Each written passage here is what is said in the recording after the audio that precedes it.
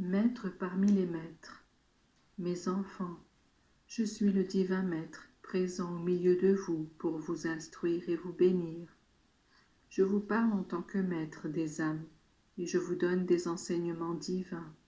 Mais je veux disposer vos intelligences à accueillir cette lumière qui vous est nécessaire, surtout en ces jours où vous allez confier vos enfants et vos neveux à d'autres maîtres, qui auront la tâche d'éduquer leur esprit et leur cœur. On enseignera à vos enfants les sciences humaines et tout ce qui est nécessaire pour vivre dans la société humaine. À ce sujet, je voudrais vous faire quelques recommandations afin que vous puissiez bien ouvrir les yeux sur tout ce qui arrive ou pourrait arriver. Vous placez vos jeunes enfants innocents et bons entre les mains de personnes qui doivent prendre votre place durant les heures de classe, outre leur tâche d'éducateur. Elles devraient être les anges gardiens de vos enfants. Vous les leur remettez en toute confiance. Mais avez-vous pensé quelquefois à prier pour les enseignements?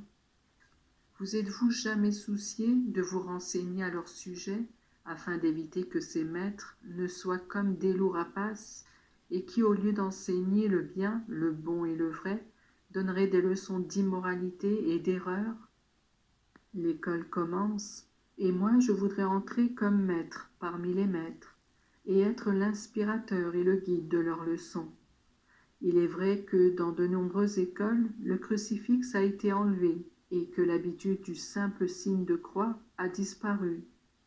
Mais comment tous ces enfants pourront-ils apprendre à exercer la justice, qui fait les vrais hommes de bien, s'ils n'apprennent pas à recourir à celui qui, uniquement parce qu'il fut le vrai juste, a été cloué sur une croix? Les difficultés de la vie humaine existent, car il manque le respect de la liberté et de la charité mutuelle. Mais pourquoi devrait-on empêcher ceux qui croient de recourir à Dieu et de manifester extérieurement leur foi?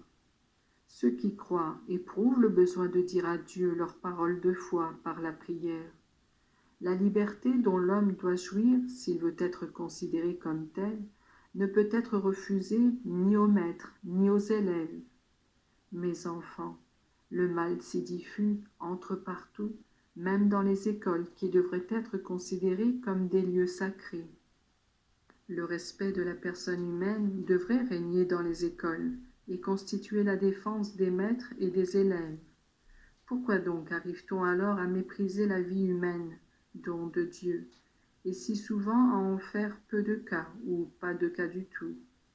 Mes enfants, la vie a son cours qui peut être plus ou moins long et plus ou moins heureux, mais c'est de l'assistance des parents, spécialement de la maman, et de l'enseignement des maîtres que dépend l'avenir de vos enfants. Les enseignements de la maman et ceux de la famille resteront indélébiles, même si à l'âge de l'adolescence, le plus souvent ils sont refusés et combattus. À l'âge mûr, ils seront rappelés et peut-être mis en pratique. Mais l'enseignement des maîtres marque si profondément qu'il arrive souvent à modifier idéaux et principes. Tout enseignant est comme un percepteur qui, par sa façon de penser, fait don à ses élèves d'une part de lui-même. Elle est grande l'action du maître. Elle marche de pair avec celle du prêtre, si bien qu'elle peut être définie comme une mission. Mais c'est un couteau à double tranchant qui peut être bien ou mal utilisé. Voilà pourquoi, en écoutant ce que font les élèves et en vous y intéressant à fond, vous pourrez, vous parents, être en mesure d'intervenir, de corriger les erreurs éventuelles et de recourir aux autorités supérieures au cas où il y aurait des choses malséantes, immorales et antireligieuses.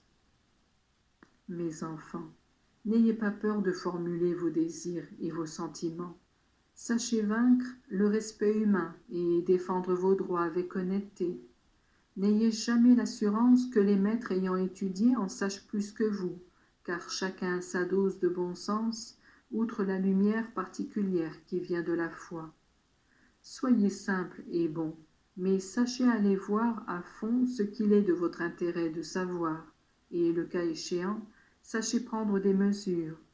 La constance de ceux qui travaillent à démolir la foi et le christianisme dans les cœurs est souvent très grande. Elle ne connaît presque pas de limites. Sachez intervenir si vous ne voulez pas pleurer quand il sera trop tard.